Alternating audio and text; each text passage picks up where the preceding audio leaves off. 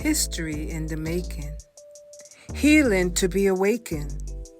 Yeah, you are the star of your story at Let's Talk and Grow with Miss Roshumba.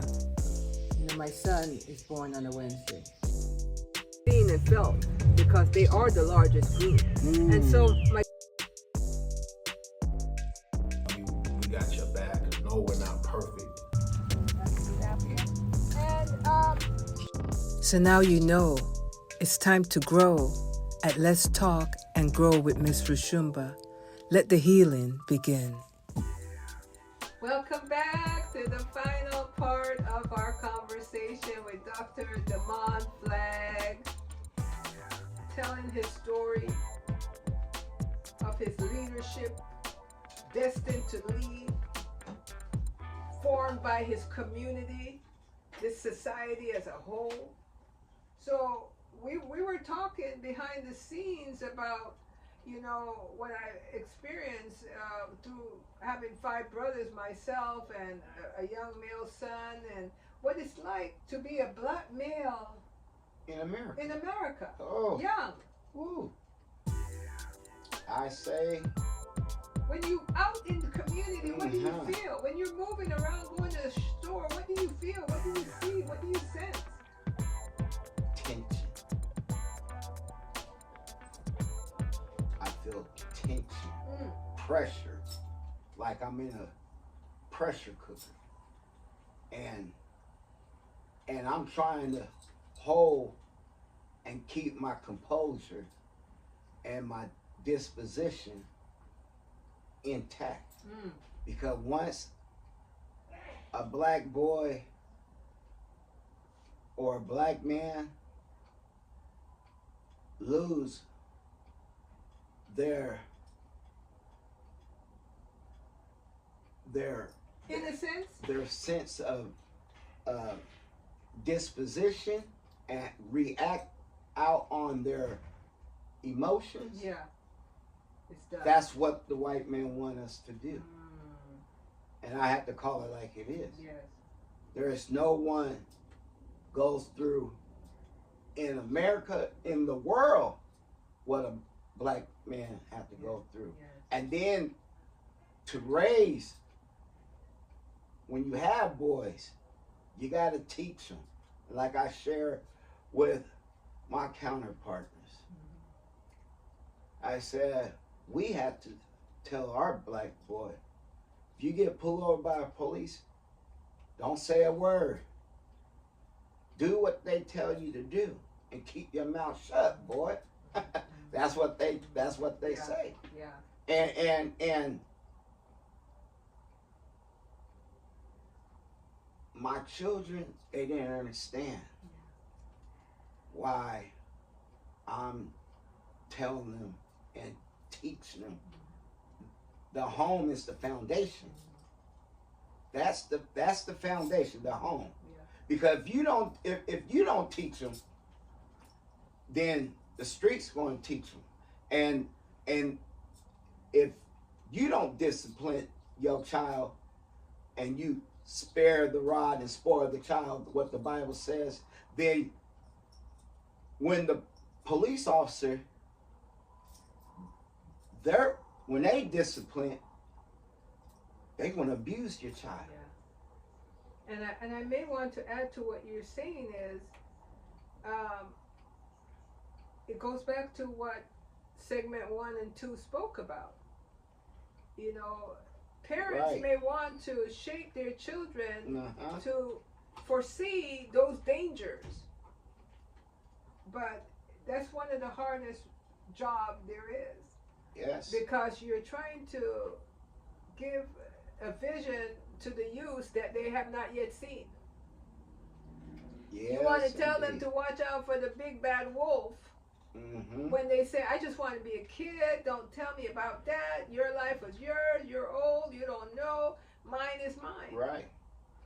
But there comes a time in adolescence that these young youths start to feel like just their mere presence is an offense to society. That's right. And audience, to feel that you're offending society just because your hair is kinky and your skin is dark is will make your head spin and wonder what is going on here. And if it doesn't breed self-hatred, Mm-hmm. then it builds a sense of subjugation where you feel that you are lesser than everybody else. Right. Yes, indeed. So the question I would say is, we live in a society that makes you have to ask, why does this exist?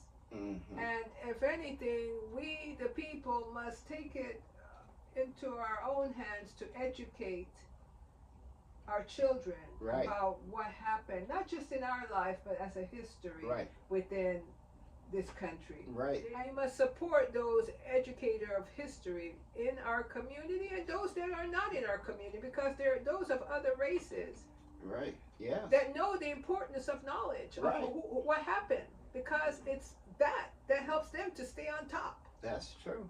The fact they know it is what helps them on top. Right. The fact you don't know it is what helps you to stay in the bottom. That's true. Yes, indeed. And So, yes. my father used to always say, I will never tell you anything wrong. So he said, if I don't have the answer, then I would tell you. I don't have the answer right now. But once I get the answer, then I would display and embark that upon you. Yes. My father and my mother never just left anything undone.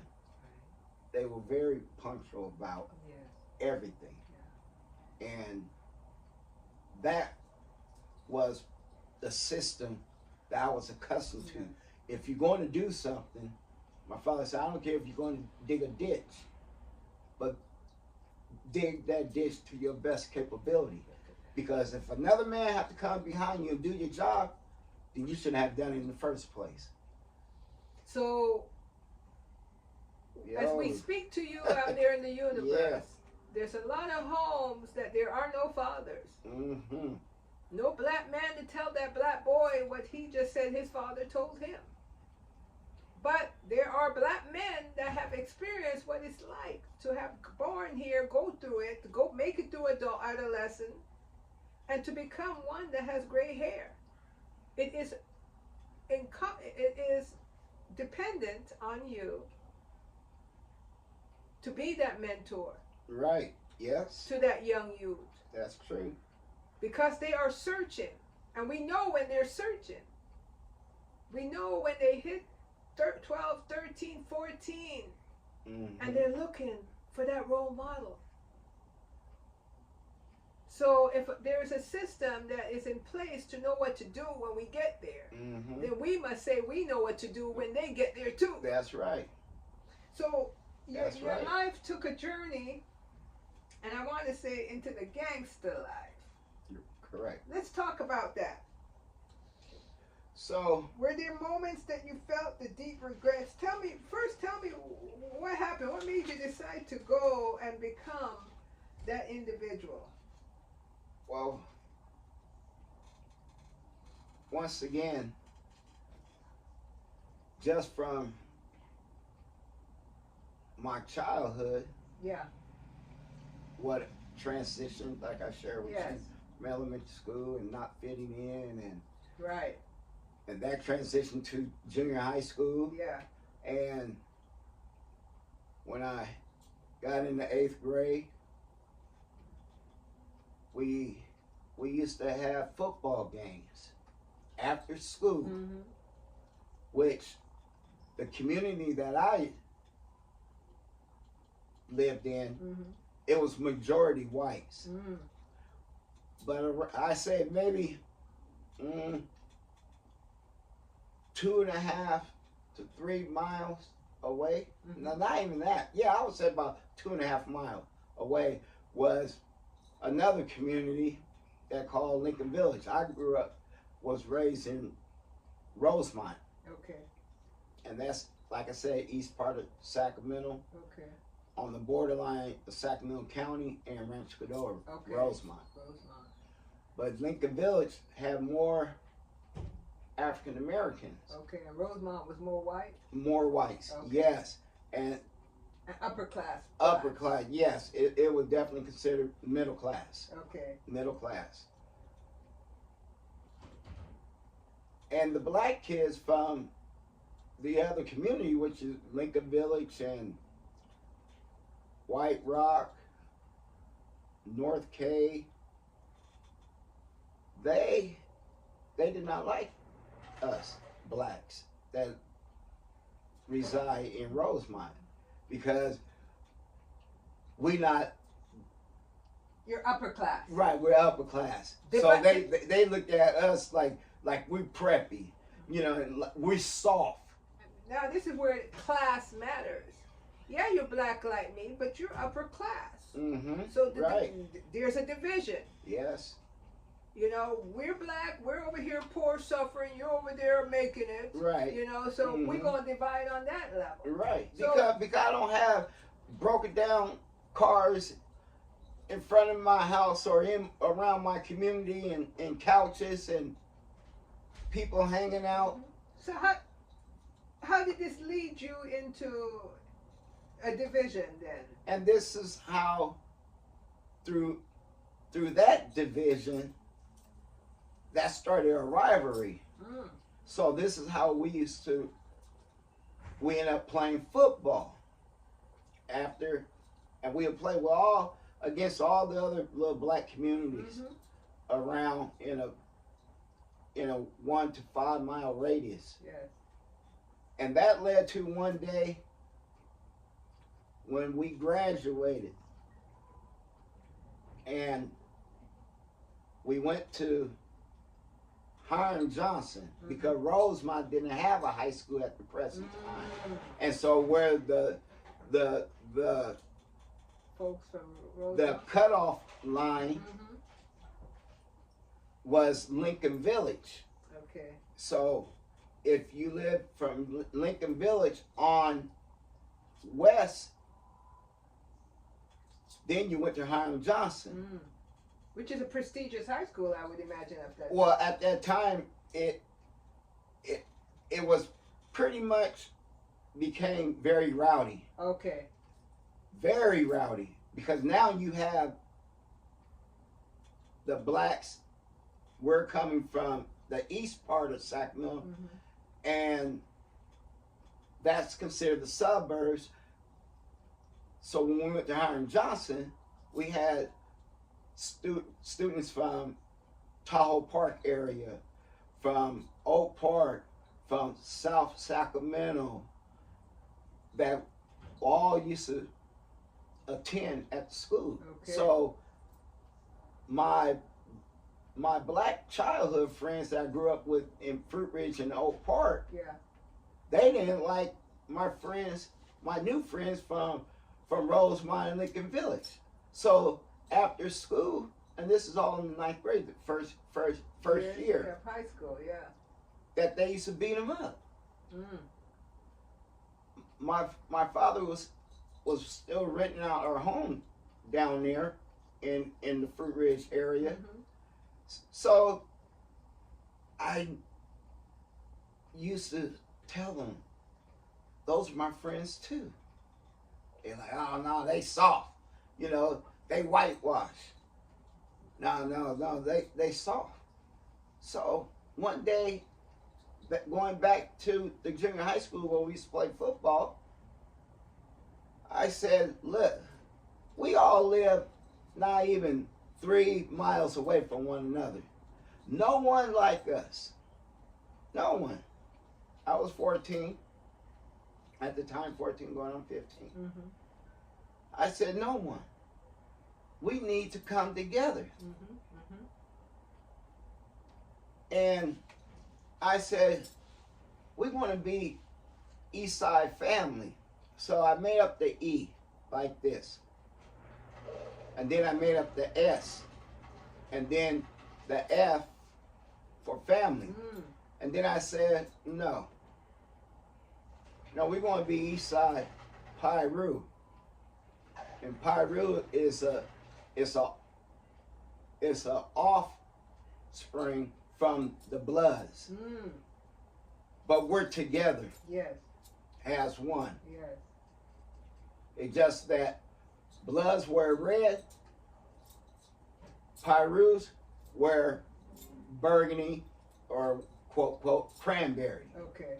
color. And so I said, you know, no, we are ESP, Eastside Pyru. And I came up with that.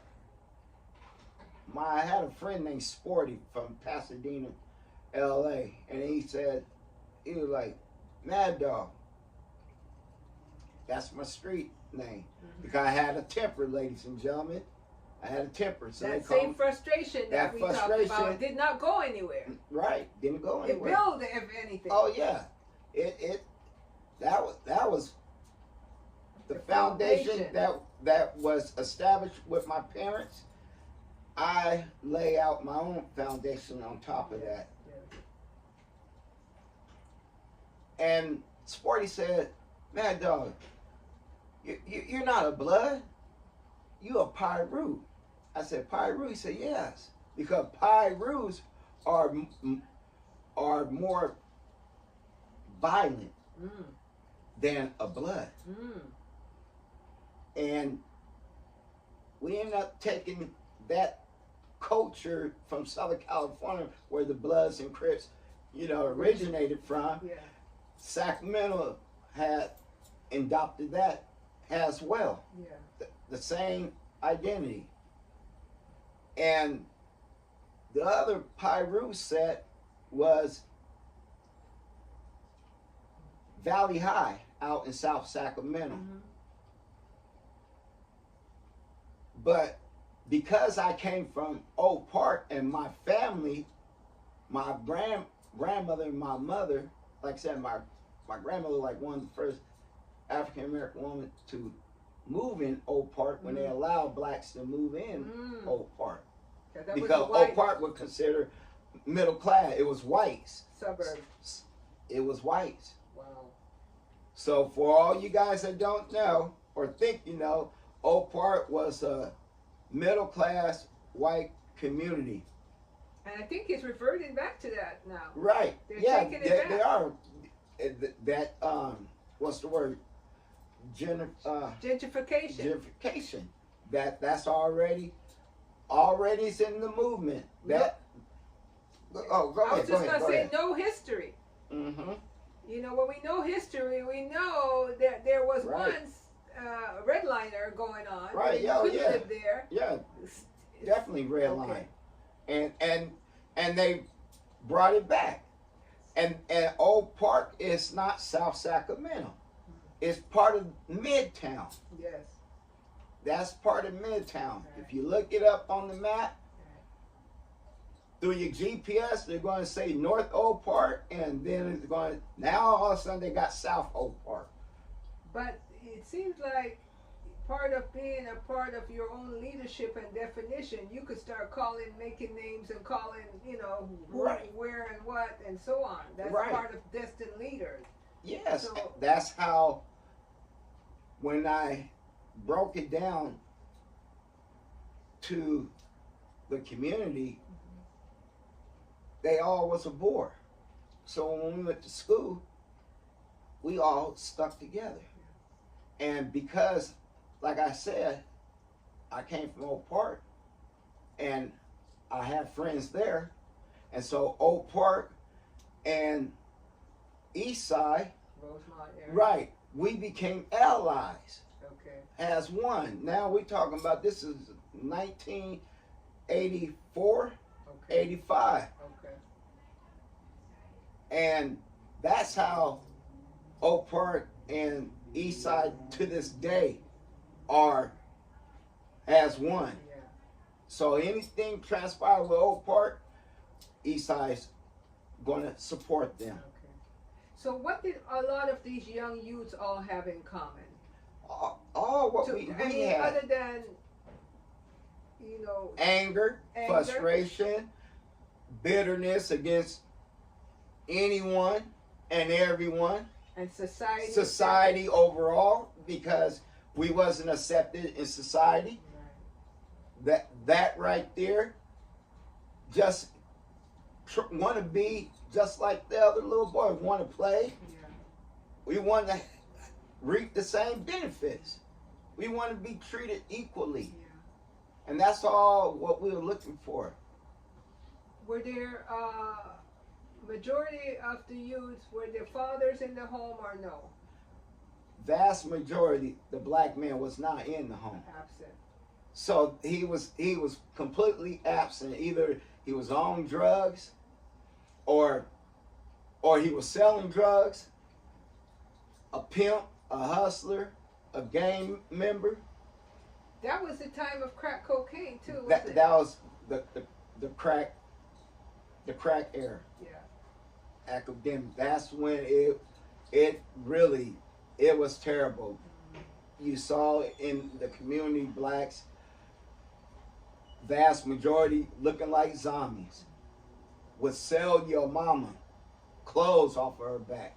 I seen them coming with dishes, microwaves, whatever they could sell to get that hit. And that's how a lot of us capitalize on the downfall of a person having addiction. But I felt kind of bad at the same time as well, because I'm contributing. Yeah. You know, taking away, you seeing baby clothes that they selling. But at the same time, that we, you know, I do have a feeling, Yeah.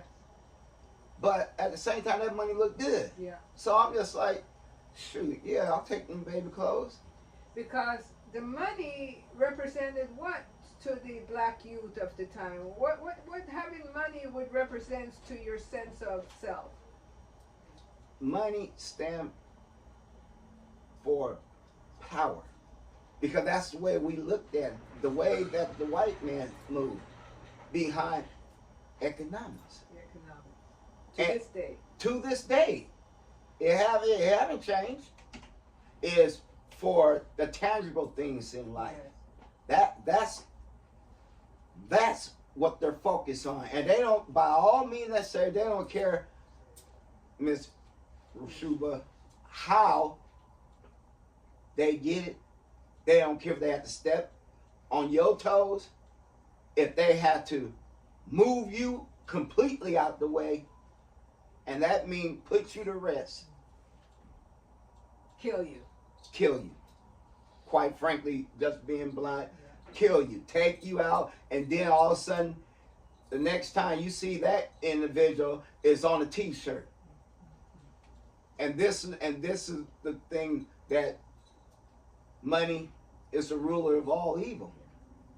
But what would you say is driving that? I know it's this emptiness and feeling that you're not whole, but who benefits when we put money above life?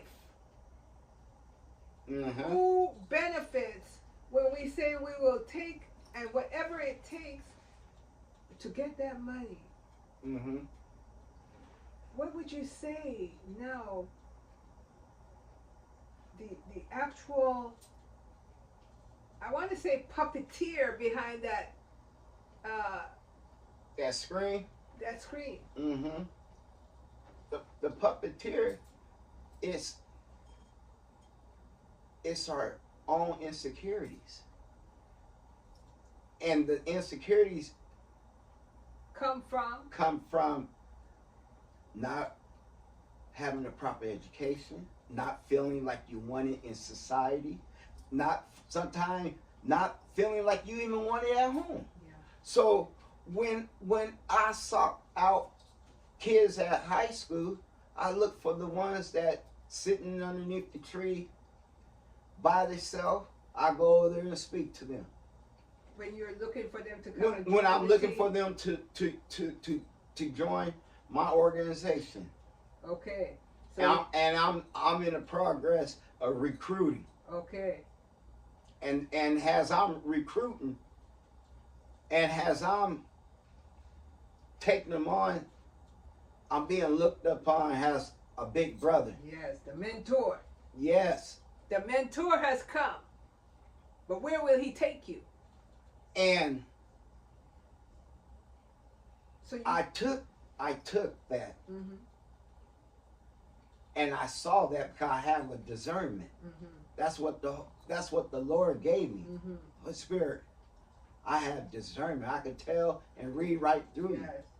See you. You look transparent, Intuitive. like a glass of water. Right. So you knew what they needed. Oh yeah, You knew what they were missing. I could see the insecurity, or I could see that this guy's or this girl a little tough one. Yeah. You know, I want to condition them The leader in you. mentally. Right. That's right, because once you condition a human being, then the body will follow. Mm-mm.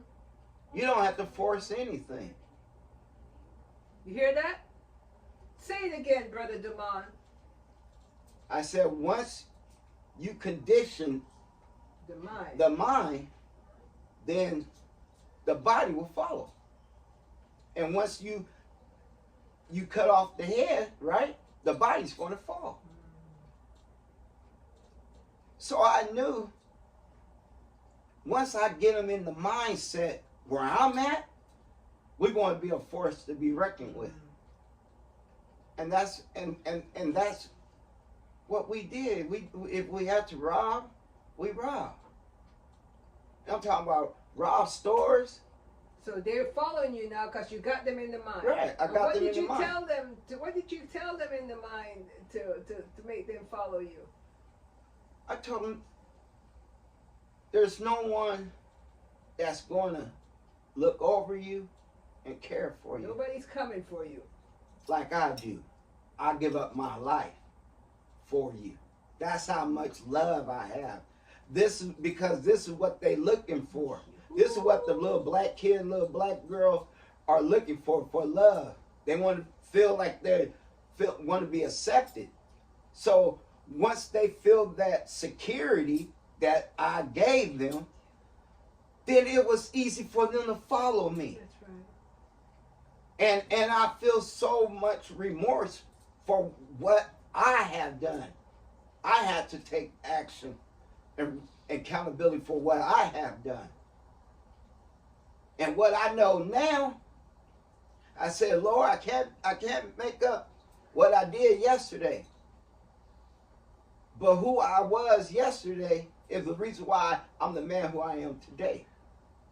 And as long as you still have life, and what you're sharing now is huge. Because the bottom line is what he said is that they're looking for love. Right, they're looking for love. Because the love they may not get in the home because parents are too busy doing what they have to do. Mm-hmm. Sometimes they bite off more than they could chew. Too many children, not enough hands.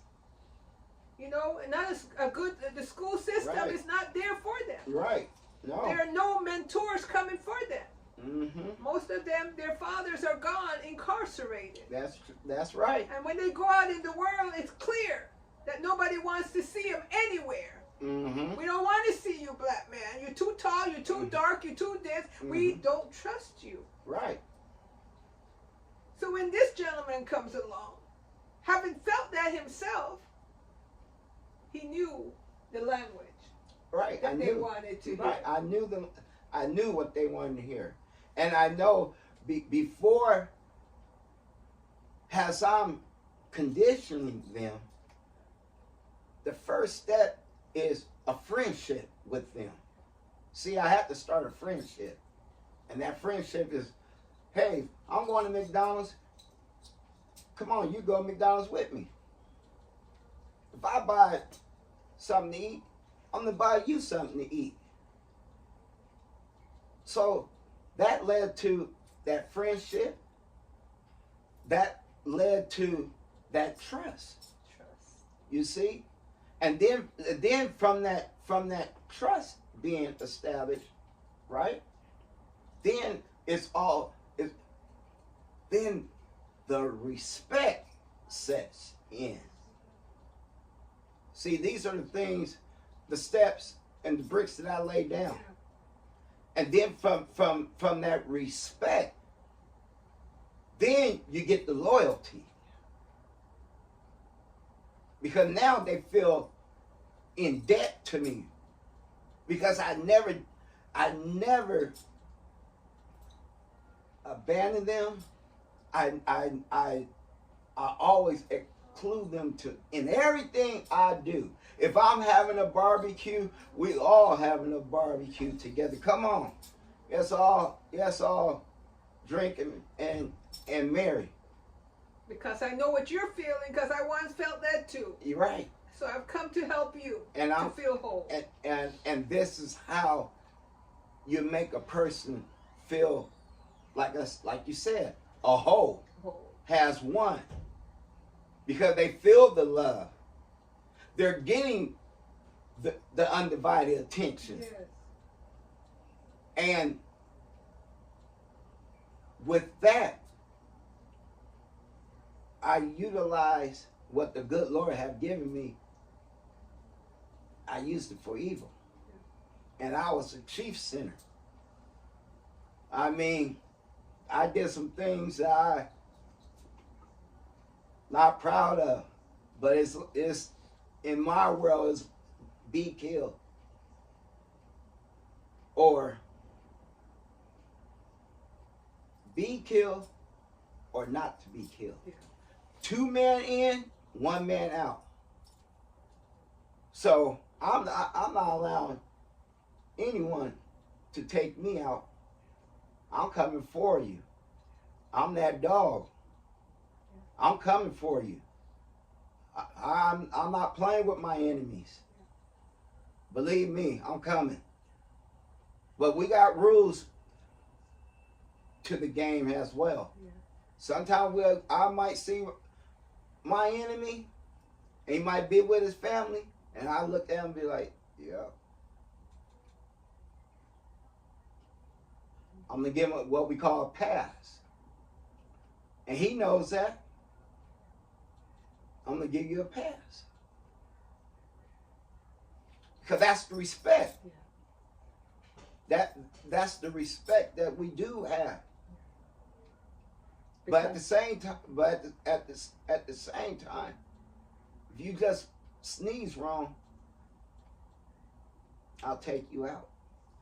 And I'm known to knock folks out. That's what I'm known for. Knock you out. I'll strip you from your clothes.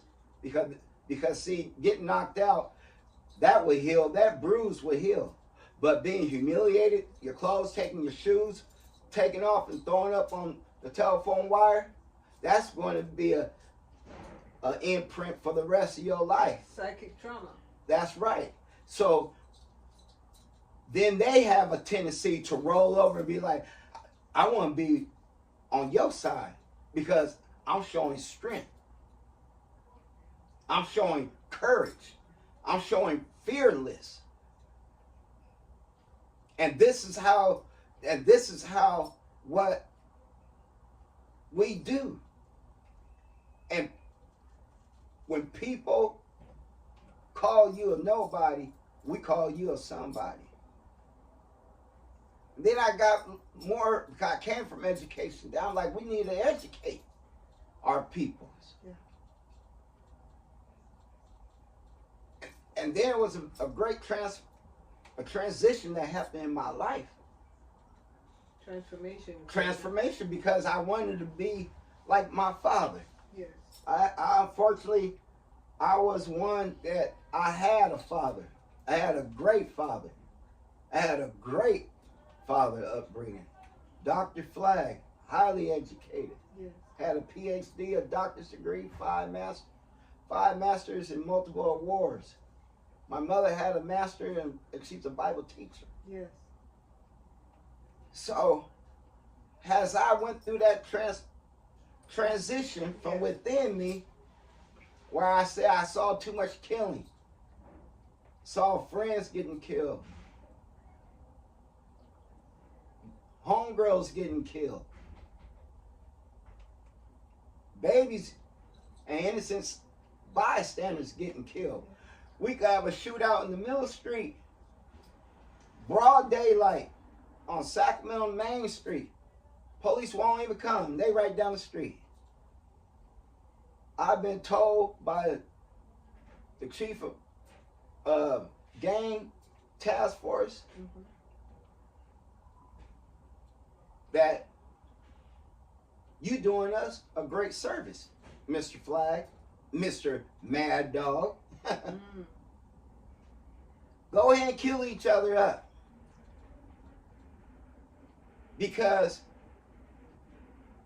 this is where we don't have to send our people in the line of fire. Because they got a life to live. You guys don't have a life, so we don't care. Yeah. So shoot up each other. And it's sad that having your friend getting shot, not even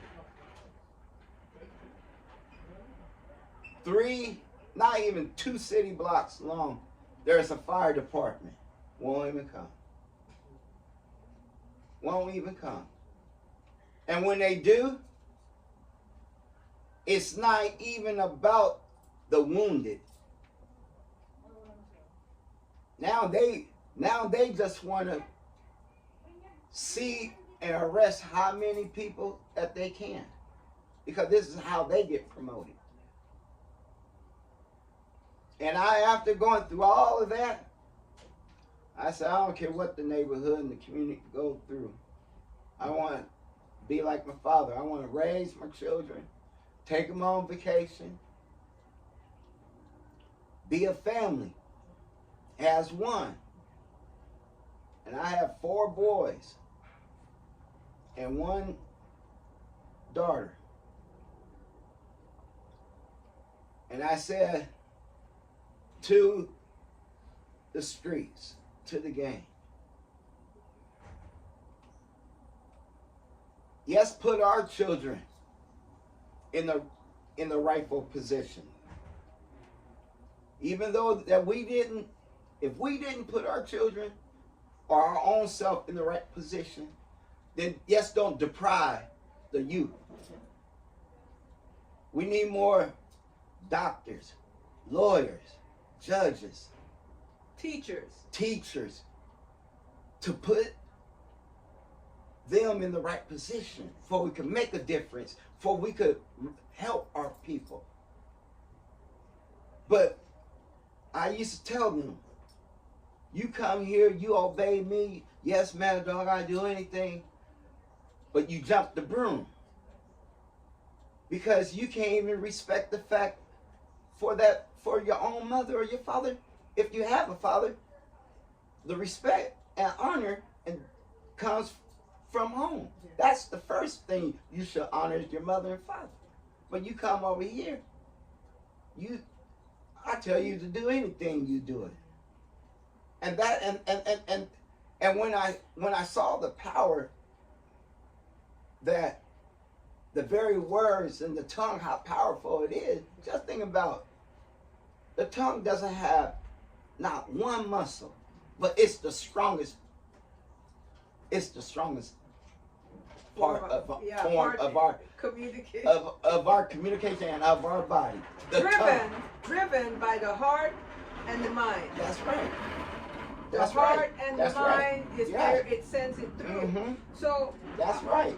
I would say is when we understand the source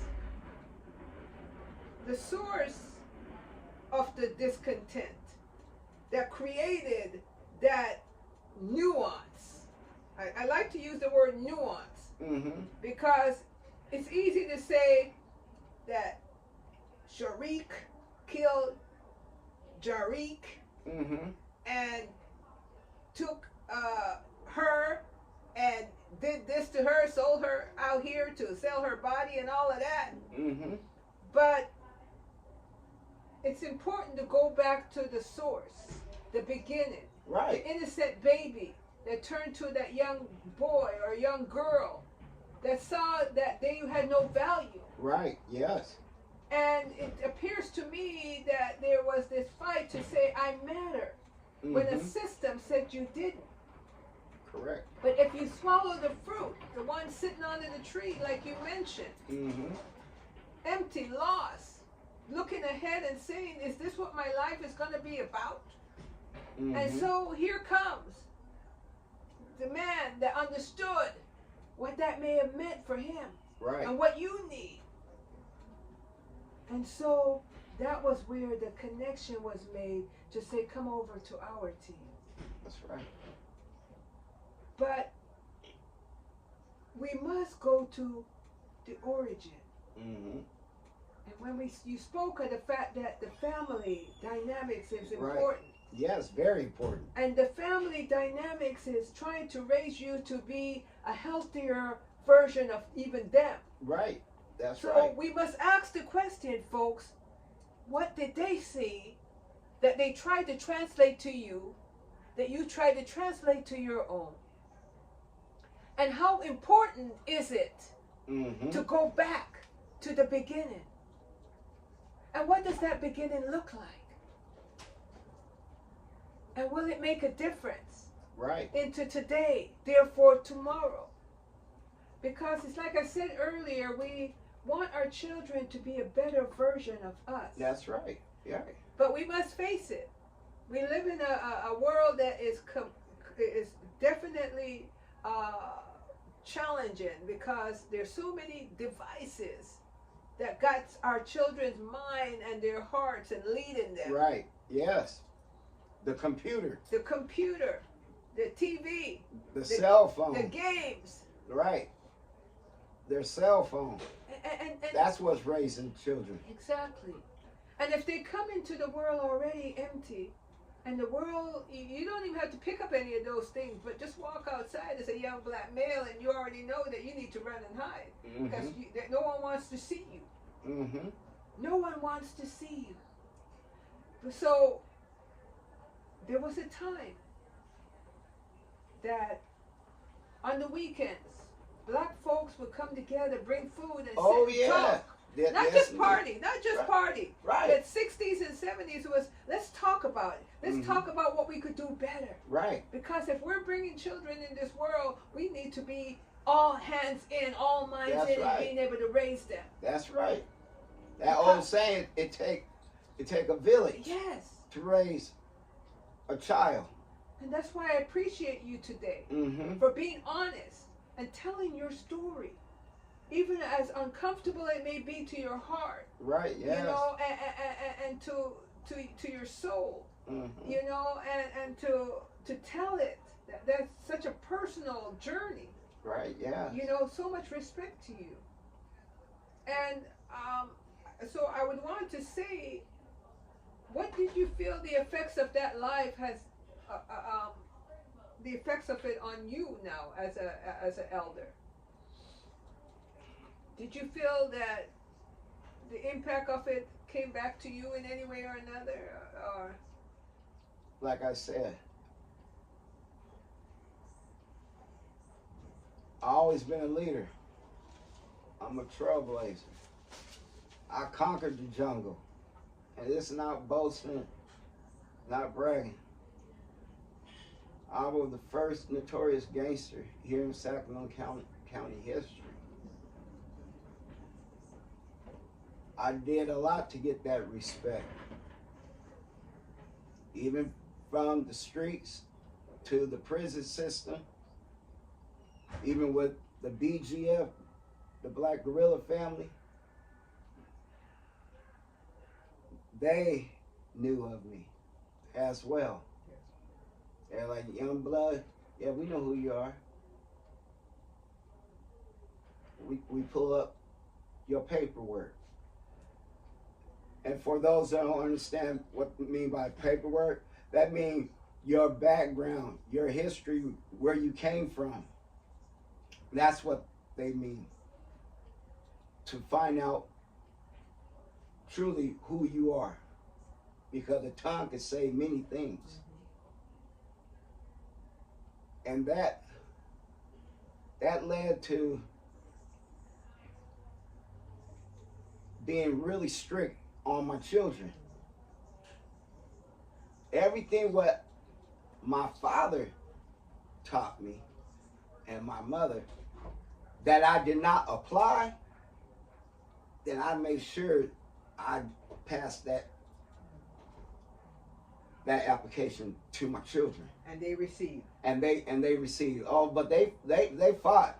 Right. And they bucked.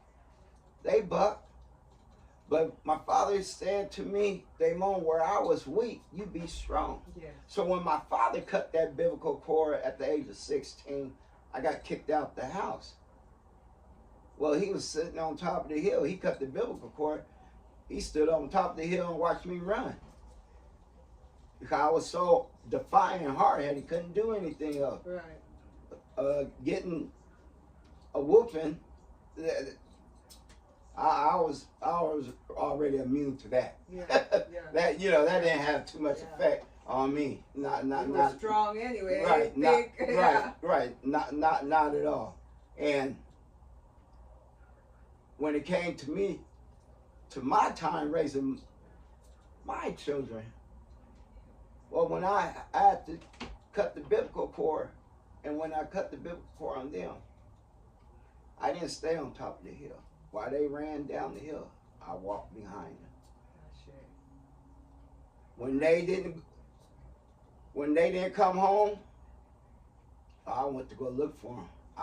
I go do drive-bys, and then I do walk-bys as well. Hey, if I say I get a phone call from the school because one of my boys are acting up and that's taking food off of our table, I'm not coming with a Coke and a smile like Bill Cosby. No, I'm coming with a two-edged sword. I'm not playing. And I was very hands-on with my raising my boys, but at the same time, I was still running an organization. And that right there, just being consistent and giving my children the foundation that was given unto me, and what the foundation that I tried to establish, that got broken up.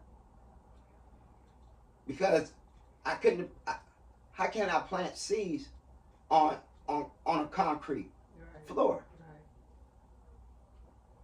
Right. So the seed was already planted within me with my mother and father as a child. Yes. And they watered that seed. Yeah. And they saw the seed take root. But they didn't see the tree being developed. You didn't see the fruit from that. They didn't see the fruits. So, and with my own children, I planted that seed in the fertile ground. And in terrible soil, but I attended to my flock. Yes. And I watered it, and I watched it take root, and then I watched it grow, and then when it grew, then I pruned it, and when it pruned it, it filled in even more. When they was 3 years old, and this pruning plant the seed, they're not sitting in the house with mommy folding laundry on a Saturday. They're outside with me, even at 3 years old, holding the dustpan. And as they got older, then they was able to pick weeds. I tell them, get that corner over there, and make sure you do it to your best capability. Because this is going to roll over when you go to school. Before you turn in your assignment, you know what? Double check your work. And that's what I always emphasize. Because you don't want another man to check you. You check yourself. You look and examine yourself. And as I had looked and examined myself, I said, Lord, forgive me for all the things that I have done. I just want to be a better man. I'm an imperfect man striving to be a better man, Miss Roshumba, each and every day. Yes. See, like my Lord, like I said, Jesus Christ. Yes. I'm not perfect. Right. No, I have to come to that conclusion. I'm gonna make mistakes, but I'm striving to be like the example that was given unto me. Yes.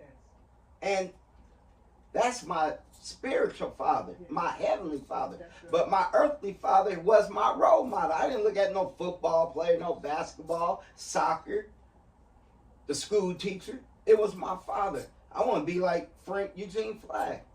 But that was some big shoes to fill. Yes. And that kind of discouraged me. But I say to this day, Lord, if I could be a quarter of what my father was, I'm ready to go. Call me on home. Because my children, they are well established. Yes. One son is in law school. Like I said, I need a lawyer. The lifestyle that I live in, and he be graduating in December by the grace of God. Yes.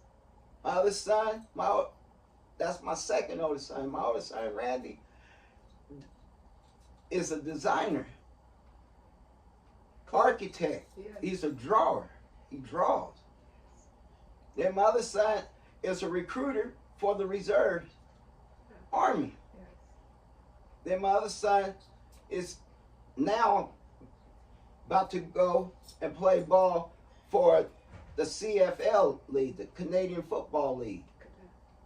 Then I have my only daughter, just had her first child, married to a military man as well, and in school,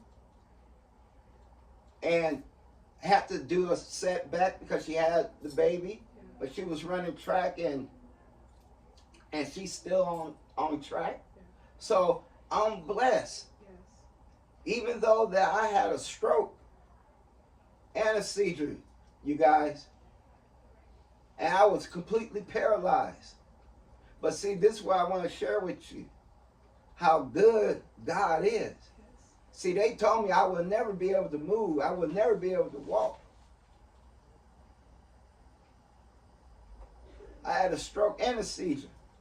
I was almost going to be exempt from this life. Yes. And here I am, 5.5 years. I've been in a rehabilitation facility, working. When all three of my physicians that operated on me and cared for me, they told me, "Oh, Miss Flat, we're going to get you all set up because you're going to be a paralegic for the rest of your life." Well, you know what? I just kept my mouth shut. Because when you know who you are, why are you going to sit up there and argue? No. I know who I am.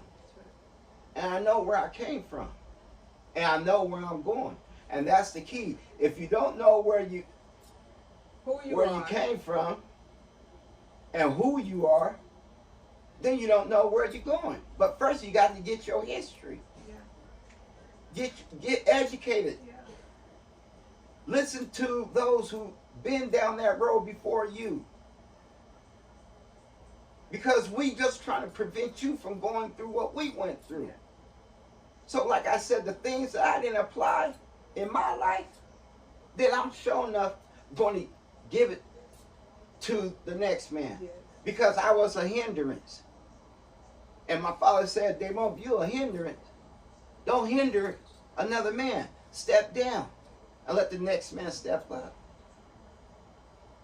Because I'm a minister, but I've been called for pastoral. But I have a drinking problem. I'm a recovery alcoholic. Alcoholic had destroyed and put me in this situation as well. What I contribute. I lost my marriage after 30 years. I lost myself. So all that kids and boys and girls that haven't cut in school and when you're in elementary school and or junior or middle school and going to your friend's house and drinking the parents' liquor and hee-haw, laughing and giggling, and then you get to high school and after the games you're drinking and smoking with your friends, then it turned from being fun, then it turned into what? A habit. And that habit turns into addiction. Then you don't need anyone to have a drink or smoke with you. Then you doing your own self. You're entertaining your own self. And I didn't have an intention to become an alcoholic. But behind my pattern, when you're doing repetitions of anything, that's going to be part of your walk. And we have to understand. That's why I'm compelled, Miss Roshumba, to give back to the youth, to give back to society, because I was one that tore down my community. I tore down my tribe. So this reason why I'm sharing my story today with you. Thank you. And with the rest, because of your loss that you had not even just a year ago. Right here, your son. My grandson. Behind gang violence. I seen too many of that. And this reason why I'm here to tell my story. Be careful, everybody that's smiling in your face doesn't mean that they're for you. Everybody that want to offer you a drink and smoke with doesn't mean that they have your best interest. And I'm here to teach those who have eyes to see and ears to hear, then hopefully they have a heart to receive. Because I know when I see a wolf in sheep clothing, believe me, this is an ocean, you guys. And there's many predators out here. You got a shark, predator. Piranhas, predator. Octopus is just like some of the individuals that live in the hood, that they don't leave out their habitat. They're up in the cuts, in the alleys, in between two houses with a hoodie on. And that's the same thing like an octopus. They don't leave their habitat. But when you walk past their territory, they reach out and snatch you. So you gotta be careful. You have to be wise. And folks nowadays, the vast majority not wise, because they're moving out of their emotions. And it's good for a man to have emotions. And when I say man, I mean man and woman. That's correct. But don't allow your emotion to override your common sense. Because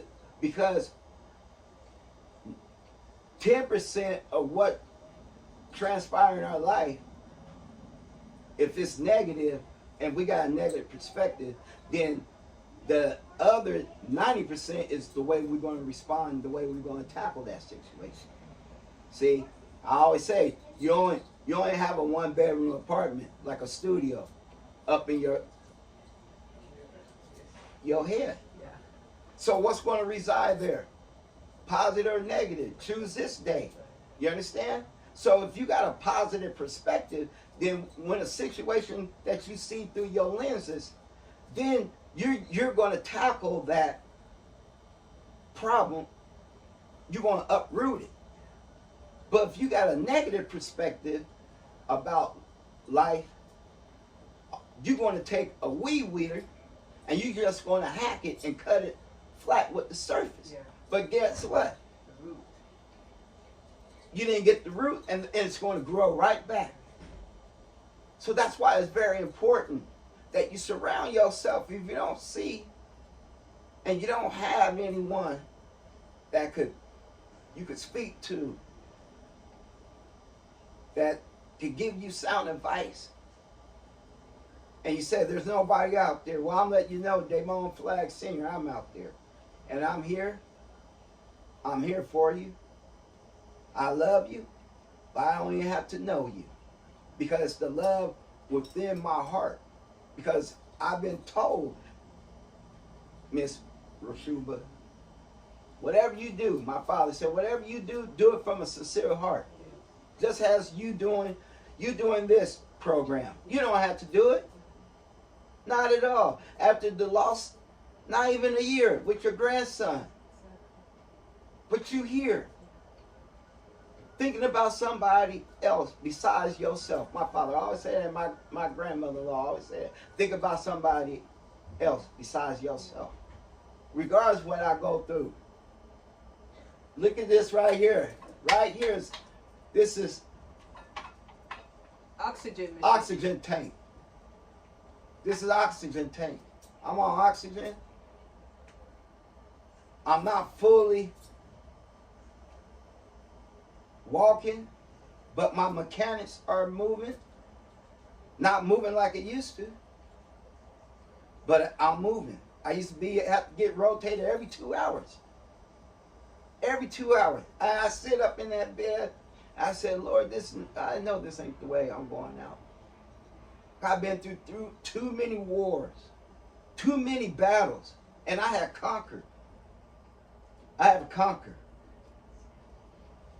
I said, I know this is not for me.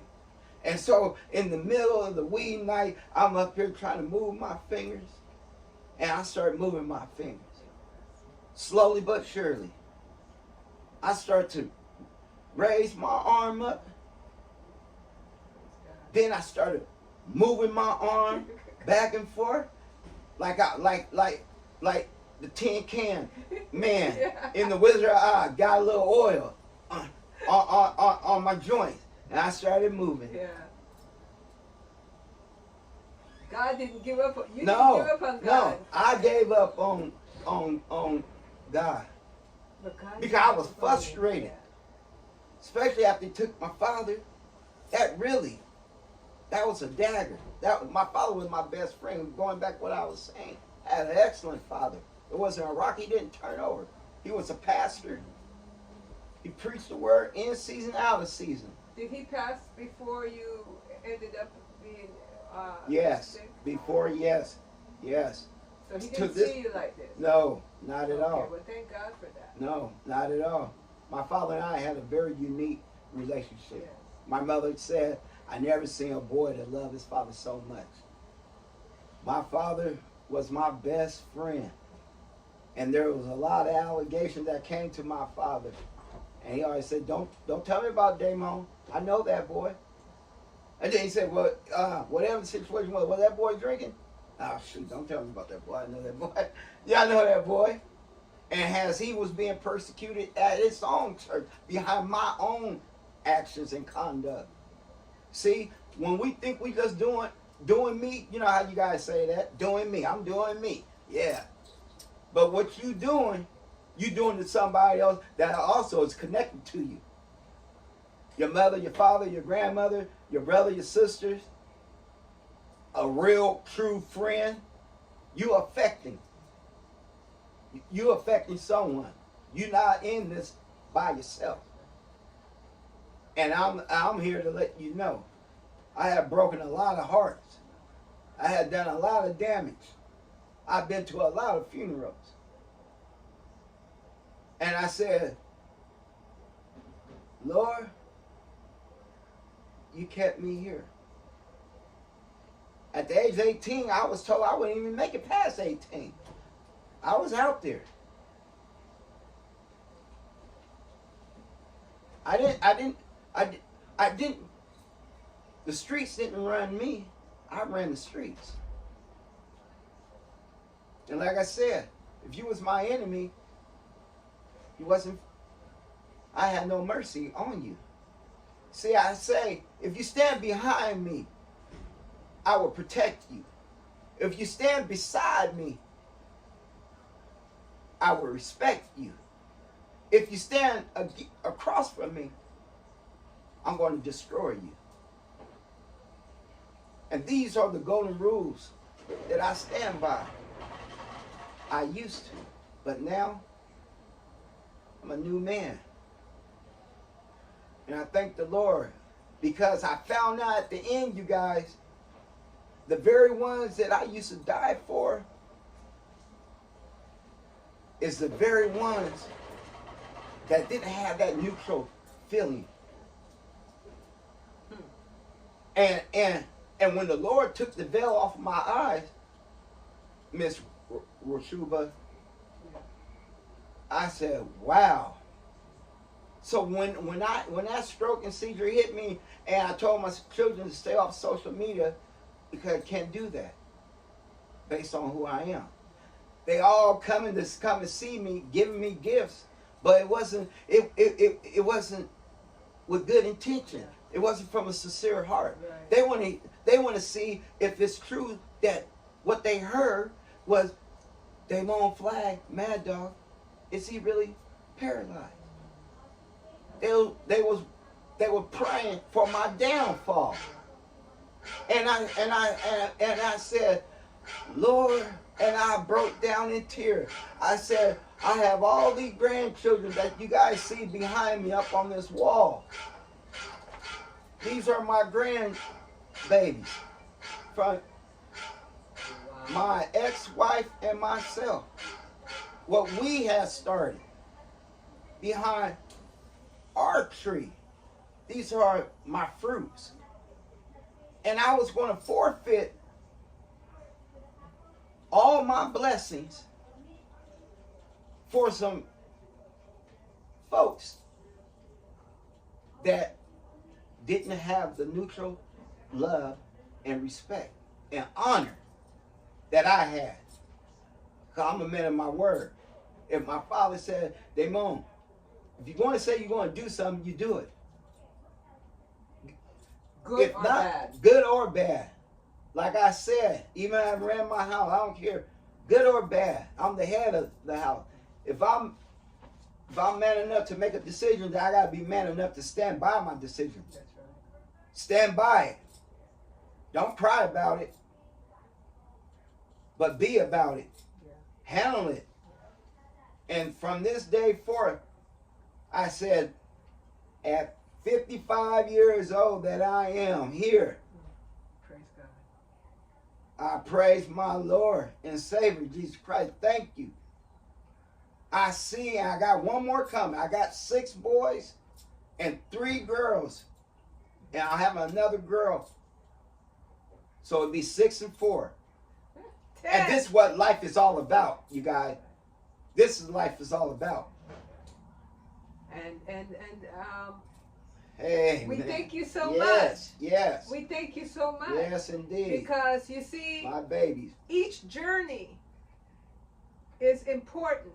Mm-hmm. Because those that come before us, Yes. they are the shoulders we stand on Yes, indeed. in our time.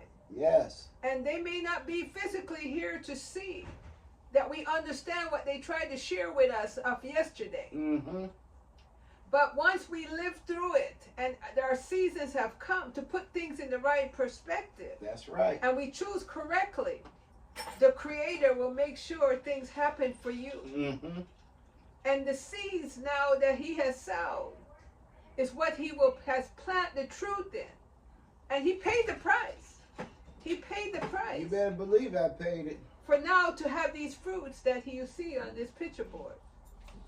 And so I want to say this journey we've been on Mm-hmm. just didn't start in my time, his time, but it goes way back. Oh, yes. Way back. Grandma, great-grandma, great-great. To the moment they took us across the Atlantic Ocean in That's right. shackles Mm-hmm. and put us here and took our name and took our language from us. We have been evolving since then. That's right. So when you walk out in the streets and nobody wants to look at you, try to remember then. Mm-hmm. Try to. Because you are now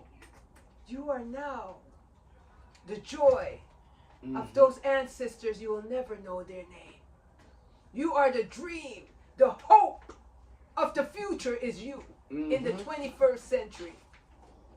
Because we're not supposed to be here. So every day you rise because the Creator says you get to try again until you're no more. So, ladies and gentlemen, I hope you enjoyed this moment and learned what it is to be learned from this session that I've had with this great man. The man that has showing you that there are many more out there that have lost their way, and he found his way back. That's right. And he's explaining to you what that means. So to you, the young one sitting under the tree, feeling a certain way about life and yourself, I hope you have an opportunity to hear this. And even if you don't hear it and watch it, the universe will bring it to you, if it's only in your dreams. Yes. Because Yes, I trust indeed. the Almighty. I trust the Creator. Otherwise, I wouldn't want to get up this morning. That's right. I would not want to get up. Mhm. I would think the victory has been won by someone else. But no, it cannot go so. Truth must right. prevail. That's right. Righteousness must prevail. So we go to the root and we get the fruit that is deep in it. And we harness that. Mhm. We harness that in our lives. So we could be the example of light and righteousness through faith and trust in what we cannot see will bring us through. And our children too, into the future. Yes, indeed. So we give thanks. I give thanks to you. And God bless you and your family. Oh, yes. Thank you. Thank you so much. See, because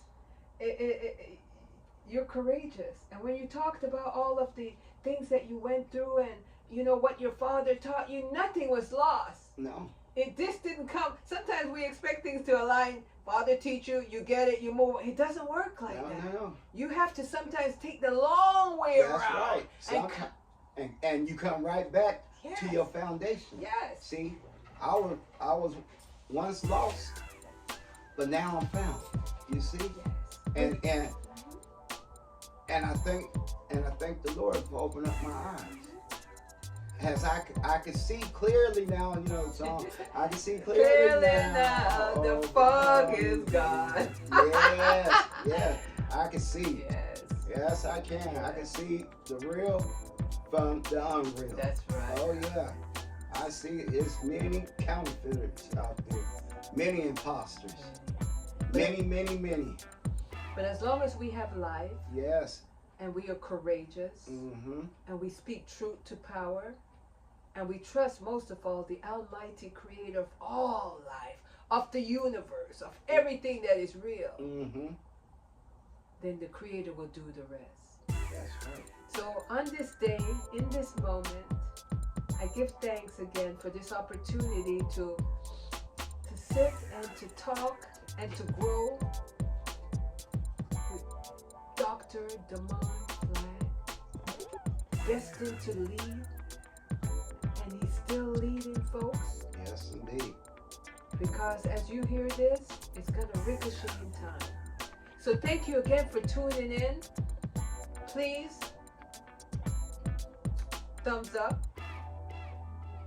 up, leave a comment this time, share, Yes, indeed. and most of all, subscribe. Subscribe. You know, it's not even about the material wealth. It's the wealth of the heart and the mind. That's right. But I want to feel that you're feeling what we're feeling, because, you know, this is spiritually divine design.